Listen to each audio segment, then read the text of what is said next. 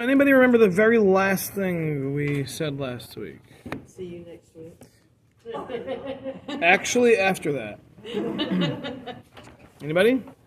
It's not going to end at 10:30 because we have another one going right in. No? No? Anybody? Nobody remembers. Nobody remembers. Wow. Okay, well, the last thing I said last week... Can we get a clue? Yeah, you're about to get a clue. The last thing I said last week was, please remind me before next class that we have to see Malachim. Nobody reminded me. I didn't remember. Therefore, we have no copies, and you're all just going to be stuck listening. There's one. I'm saying I don't have copies for everybody. What? We have one other. We have two, I think. Yeah. All right. So, I'm going to read a chapter here in Malachim Aleph, Kings 1, and this will be necessary for what we are going to be learning. I'll just read it in English right out of the art scroll, so this way won't be needing to go back and forth reading and translating. So, just to let you know, Achav is the king of Israel at the time. Okay, so it happened after these events, there was a vineyard belonging to Navos that was adjacent to the palace of Achav, king of Samaria. Achav spoke to Navos, saying, "Give me your vineyard so that I may have it as an herb garden, for it is close to my house. In its place I will give you a better vineyard, or if you prefer, I will give you its price in money." But Navos said to Achav, "Far be it from me before Hashem that I should give you my ancestors' heritage." Achav came home sullen and angry over the matter that Navos had spoken to him when he said, "I will not give you my ancestors' heritage." He lay on his bed, turned his face to the wall, and would not eat any food.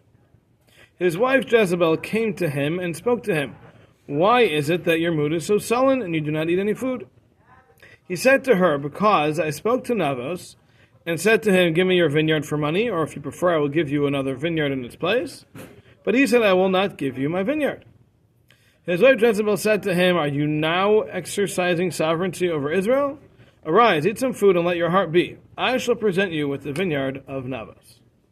She then wrote scrolls in Achav's name, sealing them with his signet, and she sent scrolls to the elders and the officials who were in his city, who dwelt with Navos. She wrote in the scrolls, saying, 'Declare a fast, and seat Navos at the head of the people. Then seat two unscrupulous men opposite him, who will testify against him, saying, "You curse God and the king," and then take him out and stone him so he will die.' The men of the city, the elders and the officials who dwelt in the city, did as Jezebel had sent word to them, and was written in the scrolls, as was written in the scrolls that she had sent them. They declared a fast and seated Navos at the head of the people. Two unscrupulous men came and sat opposite him, and the unscrupulous men testified against Navos in the presence of the people, saying, 'Navos has cursed God and the king,' and they took him outside of the city and stoned him with stones, and he died. They then sent word to Jezebel, saying, 'Navos has been stoned and has died.' When Jezebel heard that Navos has been stoned and died, Jezebel said to Achav, 'Arise and inherit the vineyard of Navos, which he had refused to give you for money. For Navos is not alive, for he is dead.' When Achav heard that Navos had died, he arose and went down to the vineyard of Navos to inherit it." Okay? Got it so far? Pretty classic. Right? The king wants something and can't get it in a legal way, so knock him off. All right? Listen, I'm from Chicago. This is pretty basic stuff. All right. The pasuk continues. The word of Hashem then came. The word of Hashem then came to Eliyahu, the prophet, saying, "Arise and go down to meet Achav, king of Israel, who lives in Samaria. Behold, he is at the vineyard of Navos, which he has gone down to inherit. You shall speak to him, saying, 'Thus said Hashem, will you murder and also inherit?' Then you shall speak to him further, saying, Thus said Hashem, in the place where the dogs licked up the blood of Navos, the dogs will lick up your blood as well. Achav said to Eliyahu, have you found me guilty, my adversary? He said, I have found you guilty because you have sold yourself to do what is evil in the eyes of Hashem. Behold, says Hashem, I am bringing evil upon you, and I shall annihilate after you, and I shall eliminate every male offspring from Achav, and all property, whether hidden or public, in Israel. And I shall set your house like the house of Yeravam, son of Nevat, and like the house of Basa, because of the provocation with which you have provoked me, and because you caused Israel to sin. Hashem has spoken also concerning Jezebel, saying, the dogs shall eat Jezebel in the valley of Israel. Anyone of the house of Achav who dies in the city, the dogs will eat, and whoever dies in the field, the birds of the heaven will eat. There had never been anyone like Achav, who sold himself to do what was evil in the eyes of Hashem, because Jezebel his wife had incited him. He became very depraved, going after idols, according to all that was done by the Amorite, who Hashem had driven out from before the children of Israel. It happened that when Achav heard these words, he tore his clothes and placed sackcloth upon his skin and fasted. He slept with the sackcloth and he walked about barefoot. The word of Hashem came to Eliyahu, saying, have you seen that Achav has humbled himself before me? Since he has humbled himself before me, I will not bring the evil during his days. I will rather bring the evil upon his house in the days of his son. Okay? Can you repeat all this for Justin before? I'm sorry. You just summarize- No, I cannot. You just summarize like one thing. Summarize. Okay. So what we are currently reading, that was very rude of you, just by the way. Elbow. He's getting more than an elbow. What we're reading now is from Malachim, the book of Kings, and we're talking about how Achav, a wicked king of Israel, wanted a vineyard and it wasn't given to him, so his wife had the owner killed off, so that way Achav could get it. And then Eliyahu Hanavi came to Achav and told him Hashem is going to destroy you for this. And then Achav did tshuva. So Hashem said, I'm not going to do it to you. I will take care of it in the lifetime of your son. She was a real Jezebel. You're not going to mention. That's where the expression. You're not going to mention I know. Chicago. I'm not going to mention Chicago. Yeah. Thank you, Yeah. Rabbi. Hmm? Can we ask questions? Of course. Of course. Did he know what she had done to procure this, or was he unaware? Pretty sure. Okay. She said, don't worry, I'll get it for you. And the next day she said, oh, he's dead? I didn't know that he was like pouting in his bed for By the way, days. they were So pouting. when, right? I mean, it seems like this went on for days because they said to fast and everything. No, it was the next day. It was the next Achav day. And Navas. So, yeah. Oh. Yeah. And that's more of a reason why he didn't want to give the ancestral land, because then it would be changing parts of family. Okay. So now that we've got the pretense, let's get into the next section here, which is what we need to see as well. So far, the only prophecy we've encountered has been Eliyahu, and obviously we know Eliyahu was a bona fide prophet. Everybody knew who he was, and that was pretty straightforward. All right, but now we're going to get into an interesting section here, which just to show you how much is involved. When it gives the little headings on the side of the page here in the art scroll on the margin, where it gives you just like one or two words about what that section's about, it says see appendix. So there's a lot going on here. Okay, so here we go. So now we're in chapter 22 of Malachim Aleph. It says as follows. They lived for 3 years, during which there was not any war between Aram and Israel. But it happened in the 3rd year that Yehoshaphat, king of Yehuda, came down to visit the king of Israel, Achav. The king of Israel said to his servants, did you know that Ramoth Gilead belongs to us? Yet we have been lax in taking it back from the king of Aram. He then said to Yehoshaphat, will you go with me to do battle for Ramoth Gilead? So Yehoshaphat answered the king of Israel, I shall be like you, my people shall be like your people, my horses shall be like your horses. Yehoshaphat then said to the king of Israel, inquire please today of the word of Hashem. So I guess we need a little more background. We're dealing with a time that the kingdom of the Jewish people was split. There was the Yehuda and Yisrael, the Judean section and the Israel section, and each had their own king. So Achav is the king of the Israel section, and Yehoshaphat is the king of the Judean section. Now, just be aware, Yehoshaphat was a very righteous king. Achav, as we know, was not. But he did just do tshuva, so he's kind of in between right now. So basically, Achav says to Yehoshaphat, will you come with me to do battle against Aram, our enemy neighbors, because he wants to go capture Ramot Gilad. So, says, so Yehoshaphat says, sure, but let's ask Hashem first.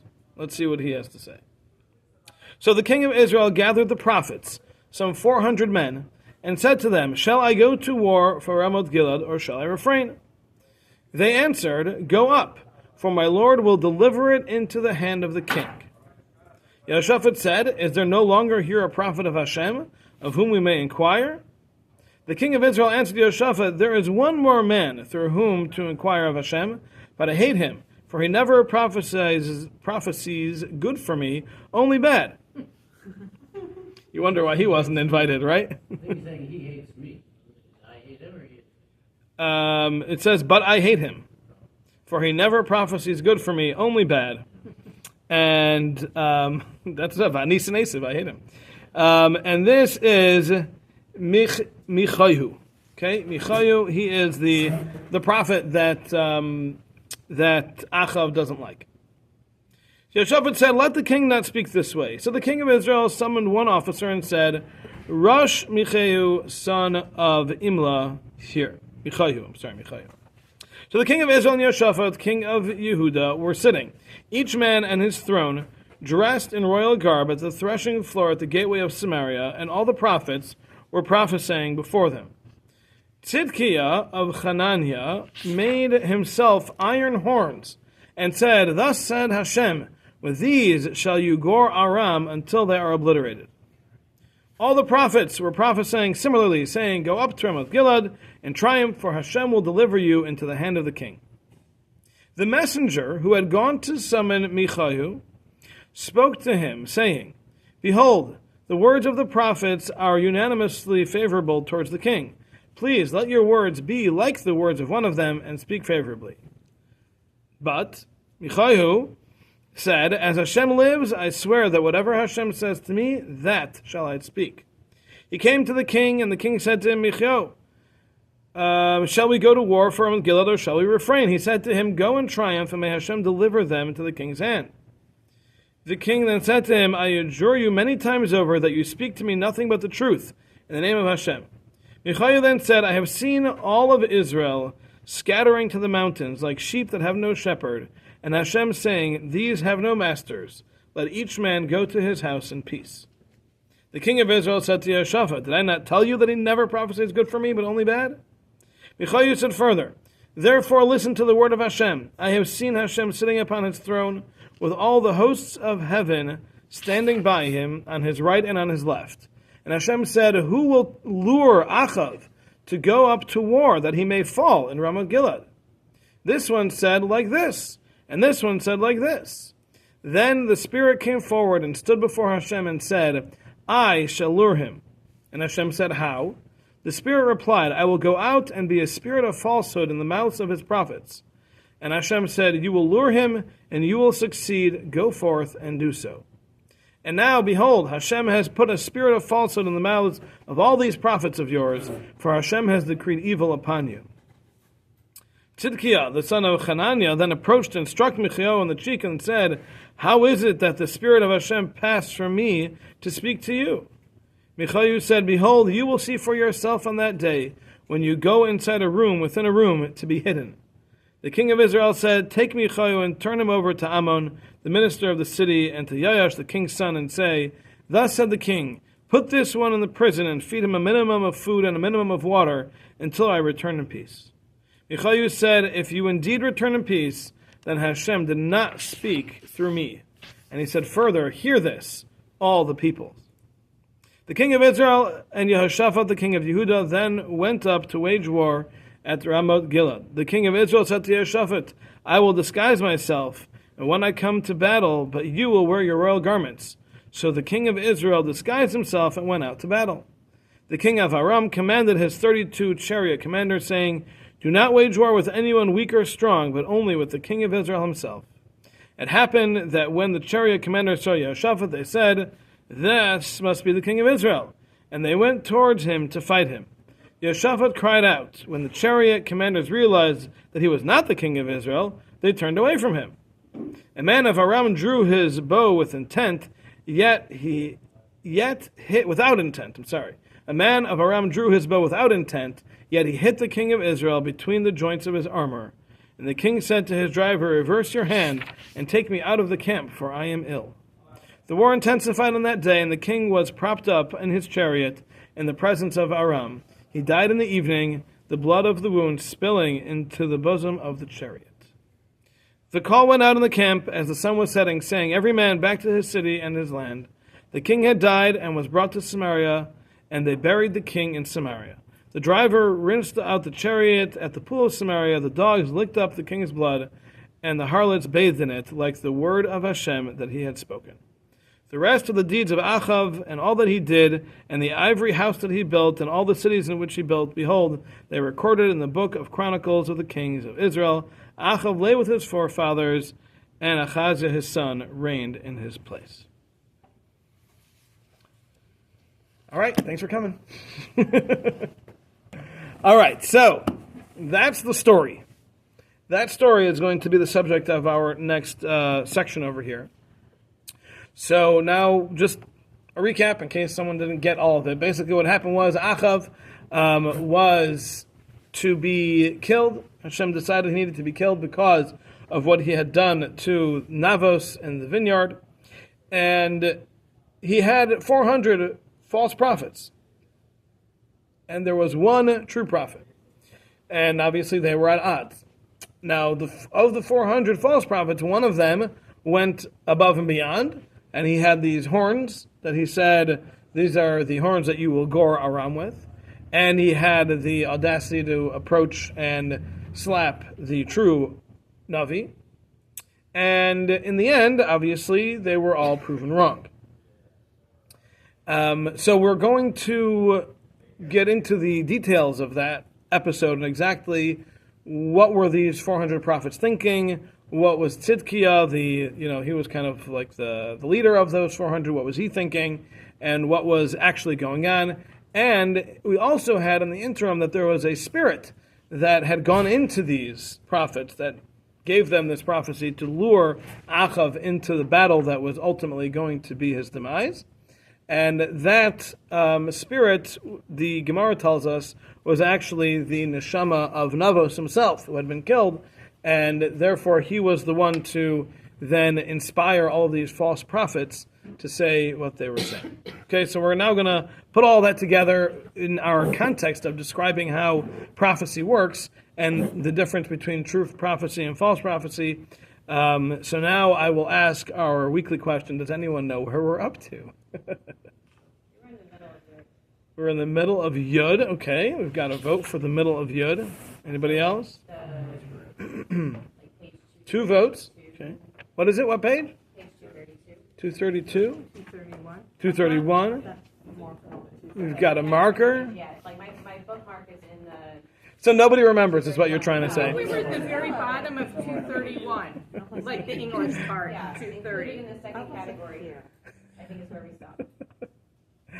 Very bottom of 231. Okay. We're going to stop here. And Okay. A reminder that, to bring the... Yes. Thank you all for the reminder to bring the malachim. Yeah. That worked well. Okay. Okay. So let's recap. So what we've been saying has been that the concept of prophecy is a level of connection with Hashem, and the beginning stages of prophecy, it can be very tricky, because it's easy to misinterpret, it's easy to get wrong messages, and without a proper mentor who is an expert, and without proper character development as well as experience and learning from a mentor, without all of those pieces coming together, it is possible for a Navi to make a mistake about the prophecy that he receives. So we said that this can sometimes happen we said there's another way to receive divine information, and that we said is through the opposite side, the other channel, the channel of Tumah, the channel of impurity. And through that channel, a person can also receive information. However, that information will sometimes be accurate and sometimes will not be accurate. So a person getting information through the side of Tumah might get it right sometimes and might get it wrong sometimes. But either way, they can have a degree of prophecy nonetheless. So, we said that this can happen by mistake or it can happen on purpose. By mistake means that a person is trying to get proper prophecy, but he mistakes it by not being fully trained, by not being fully on the level or experienced with prophecy to be able to fully comprehend the message. Or a person might do this on purpose, meaning he might be traveling along the path of Tumah, trying to get this divine knowledge through the improper channels, and might actually get there. But again, it will not necessarily be accurate if you get there that way. Then you have a risk of it being inaccurate. So those are the basic approaches to prophecy. And just to mention, we had talked in the past about how sometimes prophecy to reach that level requires saying certain names of Hashem, certain combinations, certain verses that spell out the names of Hashem, or perhaps sometimes we also have that a prophecy will include doing an action of some sort, presenting an artifact or creating, drawing a picture in the sand or whatever it may be, doing something, an action, a physical action that we said helps to channel the outcome of the prophecy through the actions that are done. So those are the details that we have discussed so far. Okay, so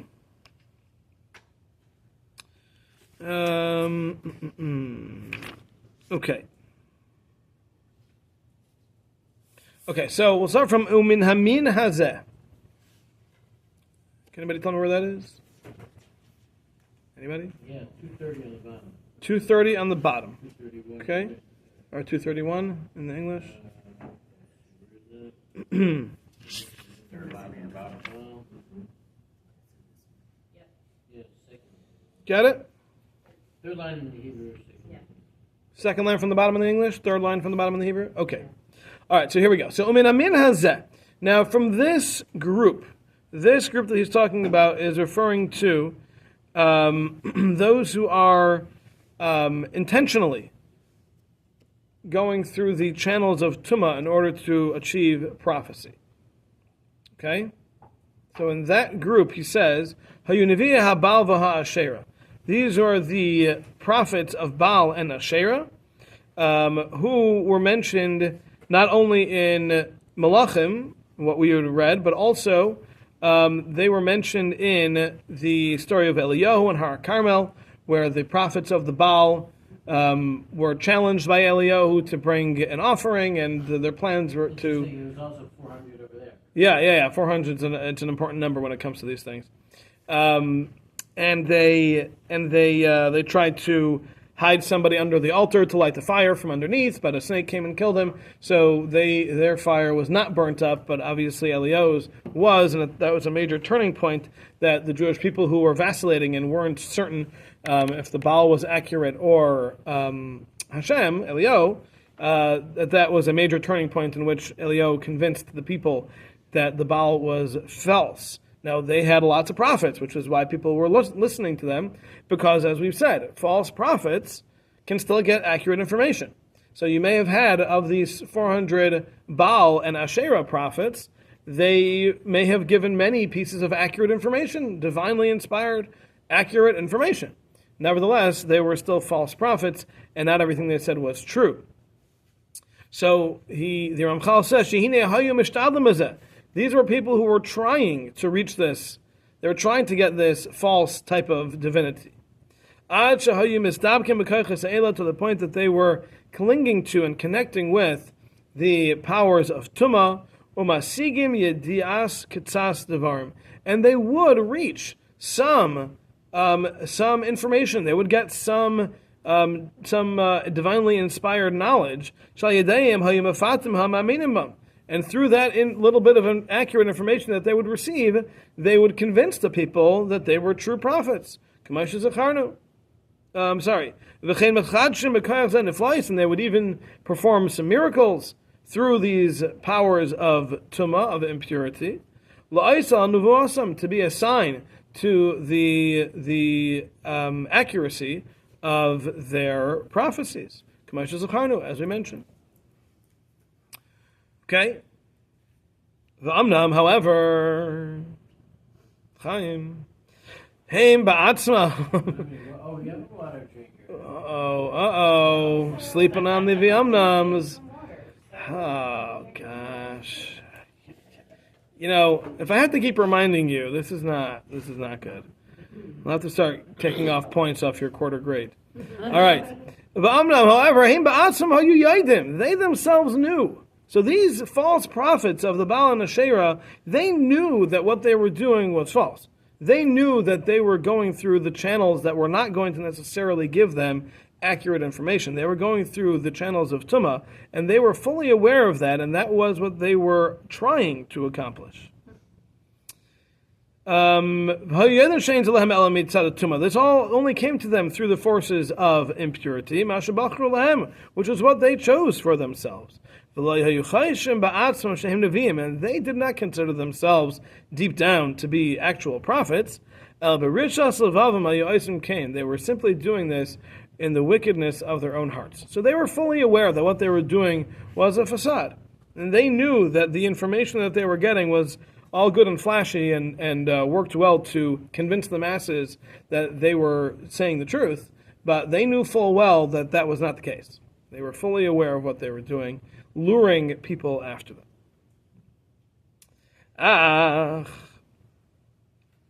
However, even for those who have not tried to go with that approach, they were not trying to get to the forces of impurity in order to achieve divinity of some sort. It was still possible that they could land there by mistake. It could happen. And therefore, those who were trying to learn prophecy needed l'melamed muvhak. They needed a set teacher, a mentor, who would teach them, as we have mentioned, how to differentiate between what was accurate, what was false, what was the forces of purity versus the forces of impurity, which part of prophecies were to be understood and which parts were not, how were things were to be understood, how to interpret, etc., etc., etc. And through this mentor, the good prophets would be saved from falling into the trap of the false prophets. But all of this was only was only necessary until they reached a level of true prophecy. Because once they reached that level of true prophecy, they were already able to discern on their own what was false and what was true, what was coming through the channels of purity and what was coming through the channels of impurity. And then at that point it would be impossible for them to mistake it, as we have mentioned. Okay? So basically, in the beginning, it's all very confusing. It's easy to end up on the wrong path without knowing it. But if you have the proper mentor who's teaching you, who can help guide you, then you don't have to worry about that. And once you get to the level of true prophecy, you don't even need it. Then you're already the expert, and you can already tell on your own what is accurate and what is not. But even with all of that, there were still many who didn't even want that approach. They specifically went through the channels of Tumah in order to achieve their false prophecy. Okay? Yeah, we're good? All right, continuing. V'hinei Chaim. Very good, very good. That was quick. A little behind, but close second. Min haderech hazeh. From this approach, haya ha'inyan shekara l'nevi Achav, was the idea of the prophets who were serving King Achav, as we just read in Malachim, beruach shepitam, and the spirit that had lured them, that had convinced them. And this is because of Achav's deeds, meaning that he had Navos killed. Nigzar alav sheyelech v'yipol b'Ramat Gilead. It was decreed upon him that he will fall. He will go to battle and he will fall in Ramat Gilead. And it was necessary for him to have a very strong, enticing reason to go. That through this enticement, he will definitely go to war. And he wouldn't back off. Even once what would happen would really be sufficient to make him change his mind. Meaning, he's referring here to the fact that the true Navi had told him not to go. And so that really should have convinced him not to go and realize something's amiss. Nevertheless, he needed to have something very strong pulling him to ignore that and to go ahead into the battle. Shamali Yeshafat, because Yehoshaphat, the good king, said, Durashna kayim es Derech Hashem. Let's seek out the word of Hashem. And in fact, what happened was the true prophet came and had given him the true prophecy. But it wasn't enough. All the false prophecies of the false prophets, that itself would not have been enough to convince him to ignore the true prophet.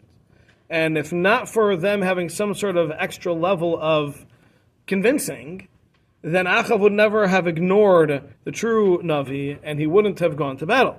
But it was decreed that he should. So there had to be some extra level of convincing that would go on to get him to go out to battle and ignore the true Navi. Shekol zal yitzafu lefanav yisbarach, because all of this was clear to Hashem. And when the judgment of Achav was taking place in the heavenly court, there were those who were prosecuting against him. There were those who were learning merits, defending him. And different ideas in the end, when Hashem ruled that he is guilty and needs to die, different ideas were suggested to convince him. And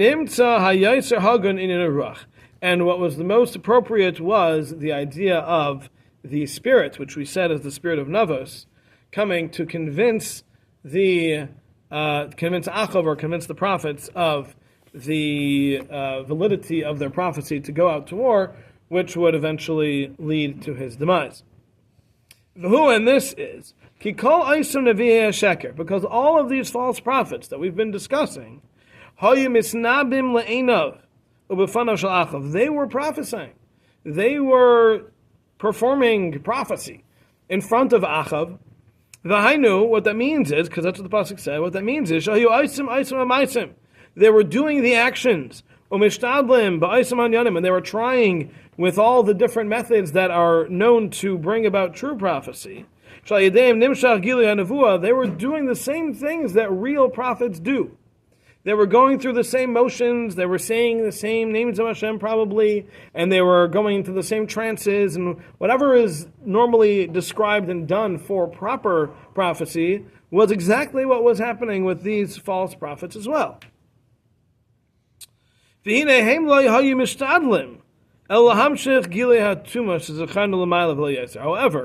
they themselves were trying to get through the channels of Tumah in order to achieve their false prophecy. They were not trying to go through the proper channels.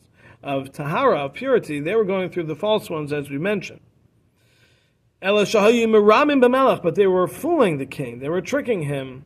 Umarim lo'isham gili ayri yisbarach, and they were going through the motions of showing that they were actually bringing down the light of Hashem, of true prophecy, but in reality they were just bringing down the tumah, the false, impure inspiration. Amnam, however, 4, 5. All right, a little slow, not bad. Al kalpanim hayim ishtadlim b'hamshacha lefanav. But they were really trying, and they were going through all the motions, and they put on a very good show.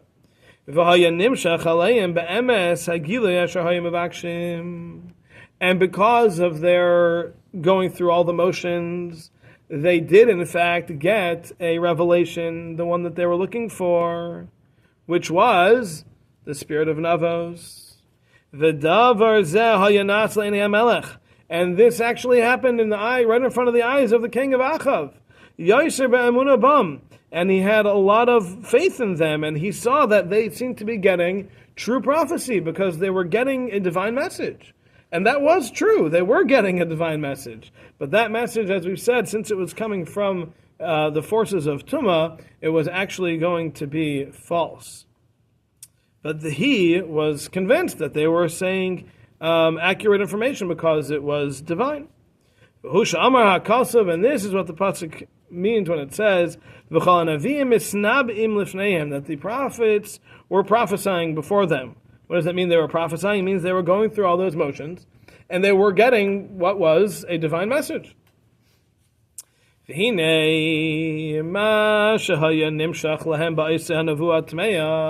That which was brought to them in this false prophecy, Hayu Milais Ela, were the following words: Alei, go up, v'hatzlach, and be successful, v'nasan Hashem yad melech, and Hashem will give thee over in the hands of the king.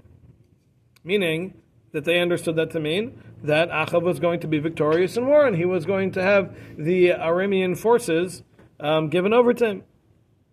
But Ela Hayu advar shayeh ruach humadavar b'fiyim.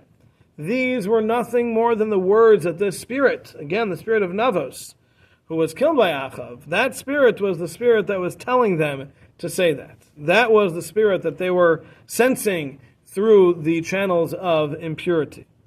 Now, it's not like they were misled, because they knew full well that the channels that they were going through to get this information were the channels of Tumah, the channels of impurity. It was only Achav who didn't know better. He was the one who was being convinced by all of this. The false prophets knew full well that any information that they were getting was suspect and might not be accurate, which was in fact the case. Achav, however, was no prophet, not true, not false, and he thought that they were saying over good and accurate information. But it was to the point that Achav was so convinced that he did not pay any attention to the true prophet Michayu. Because of his faith in the false prophets that were in front of him.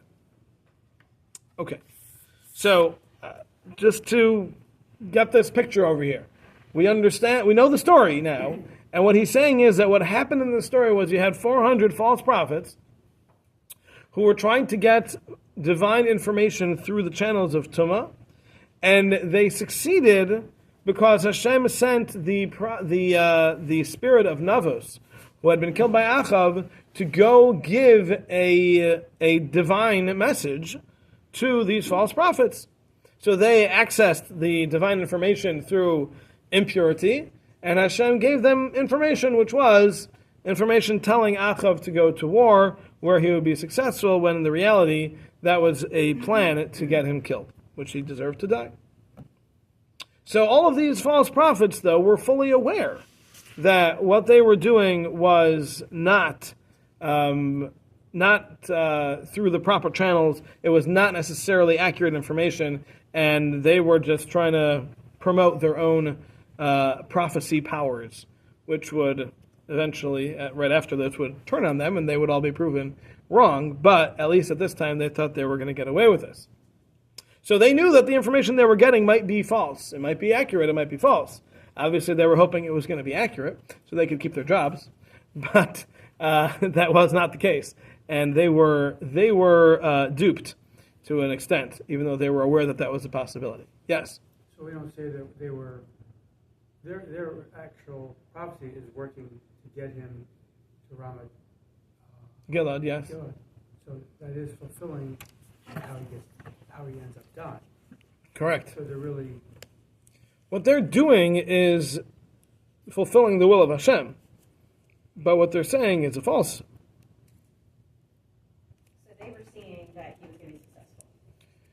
They got those words. Right. The words were, go to war and you will succeed. Okay. Well, So it wasn't like they saw something and then were lying to him. They saw what they saw and told him. Right, but what they were lying to him about was that they were saying this is what Hashem said. Which they knew. They'll be successful. Nosim Hashem b'yad hamelech. It doesn't say. V'hatzlach. It doesn't say who's going to be Matzliach. First of all, none of the people died. Right. Jews died, so they were Matzliach when they were waiting. What? They didn't capture Ramat Gilad. The Armenians left. Yeah, but they didn't capture Ramat Gilad. That was the whole point. They were going to wage war to capture Ramat Gilad back, which they did not. This prophecy was, they were talking to Acha when they said, so says Hashem, go up and you'll be successful and the people will be given into the hands of the king.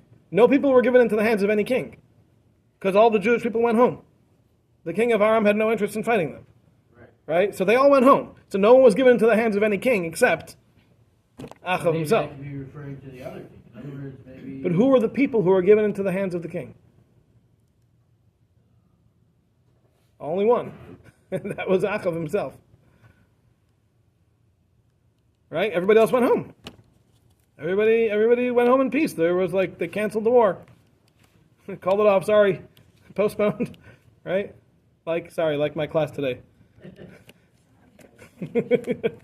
So that's it. Just called it off. Everybody went home. Everyone was happy. It was fine. Right? So this was a false prophecy. This was a false prophecy. And it was ultimately going to fulfill the will of Hashem, as the Navi himself describes, that there was this heavenly court and they were just trying to figure out how to get this to play out, and this was the best way that was decided, was to send the spirit of Navos to give false information to the false prophets. And then Achav would follow the false prophets and end up being killed. Okay? We're good? Yep. Okay. Let's finish up. V'amnam. Wow, guys. We're real slow today. V'amnam, however, yeah, we should call it a day. Tzidkiah ben Kenana. Remember Tzidkiah? Tzidkiah was the head of the false prophets. He was the one who had his horns. He went above and beyond the other prophets. They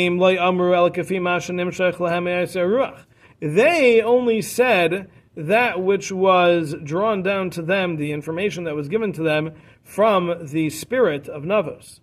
But Tzidkiah,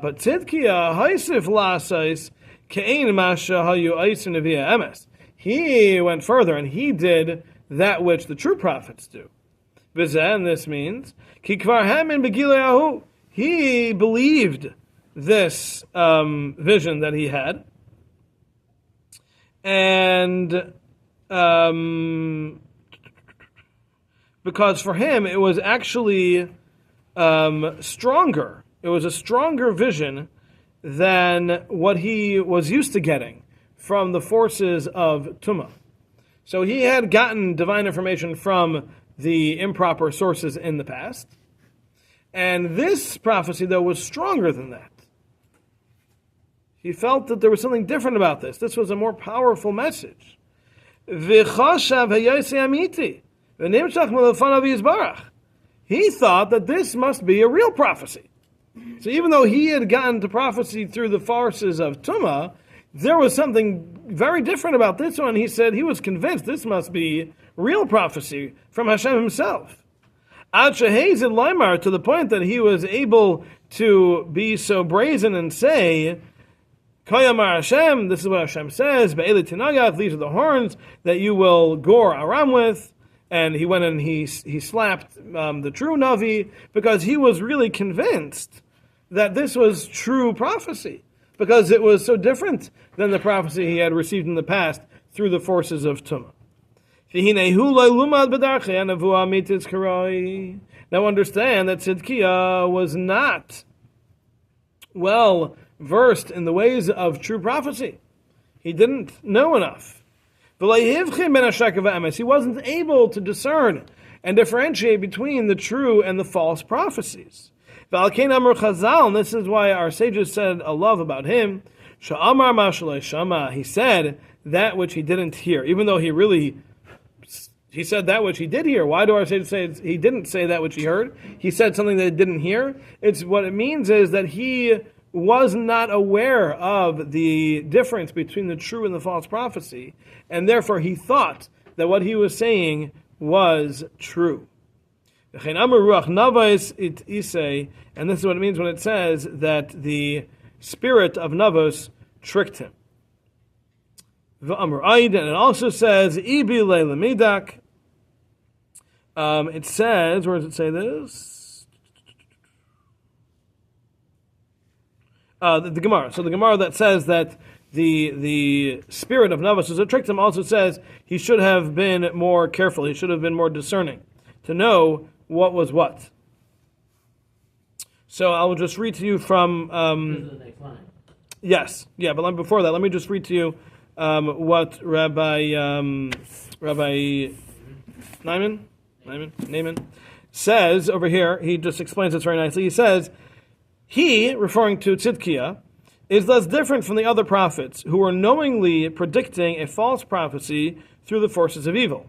Although he too had initially attempted to attach himself to those forces, he mistakenly believed that he was experiencing true prophecy this time.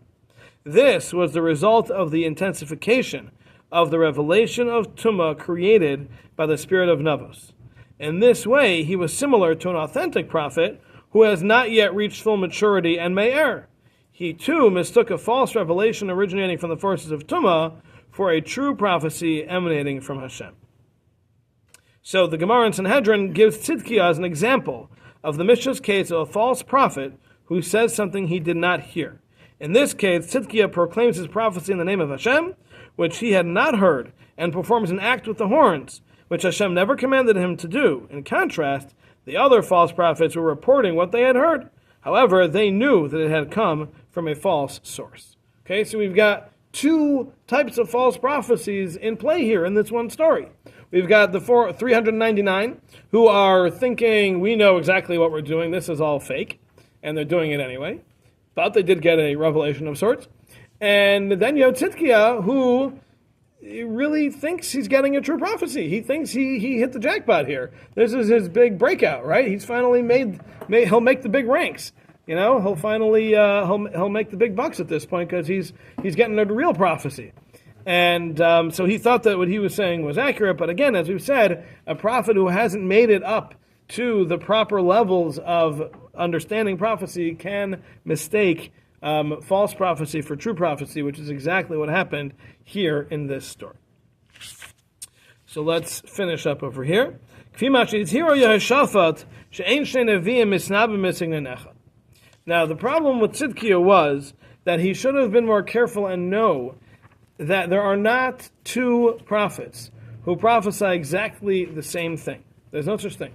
And we mentioned earlier that every prophet gets his prophecy in his own style. The way he normally speaks, his mannerisms, that's the way his prophecy is given to him. So if you have two people who have the exact same prophecy, you know that's wrong. That's not accurate, because each one's going to have their own slight differences based on their own personality and mannerisms and way of speaking. So the fact that there were 399 prophets, to Tzidkiya's side, who's saying the exact same thing, he should have realized there's something wrong here. Something's off. Now the truth is that those false prophets did at that time receive a greater revelation than they were used to receiving. In a different way than they were used to seeing. To the point that Tzidkiya was so convinced that this was a true prophecy. He thought, this time, I finally got it. I finally got the real prophecy. Even though all their attempts at getting to that level of prophecy was all leading them the wrong way. It was leading them to the forces of Tumah, which would never get them true prophecy. But Tzidkiya said, well, I must have done something right because this one feels right. So that was his mistake. This was all orchestrated by Hashem, as we explained, and understand this well. All right, very good. We'll stop here. Thank you for coming. Again, I do apologize that we had to postpone our next class, the Shavuos follow-up, but I have to go to a Levaya right now. Somebody who is not from here and doesn't have any family here, so we got to make sure that gets taken care of. Please watch your emails. I will try to do it, if not next Sunday, then maybe even one night this week, possibly to have that class. All right, thank you all for coming. I'm sorry. I know, it just went out. I'm sorry. All right, have a good one, everybody.